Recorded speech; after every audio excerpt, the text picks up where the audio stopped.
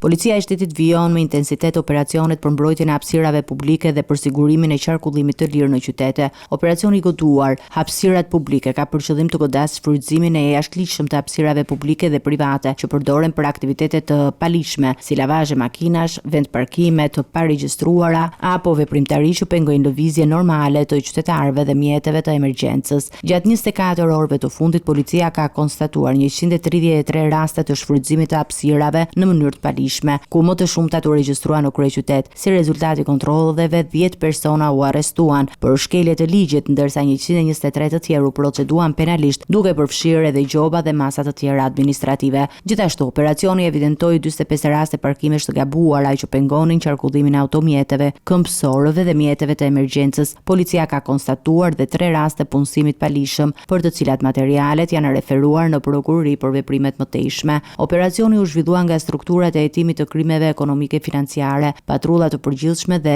forcave shqiponja. Në bashkëpunim me Policinë Bashkiake, autoritetet paralajmëruan se kontrollet do të vijojnë me qëllim garantimin e hapësirave publike për qytetarët, për mbrojtjen e rendit dhe sigurisë urbane, si dhe për ndërshkimin e veprimtarive që cënojnë funksionimin normal të qyteteve. Në këtë kuadër, qytetarët u bëjnë thirrje të respektojnë ligjin dhe të shmangin zaptimin e hapësirave publike, duke garantuar qarkullim të sigurt dhe hapësira të sigurta për të gjithë.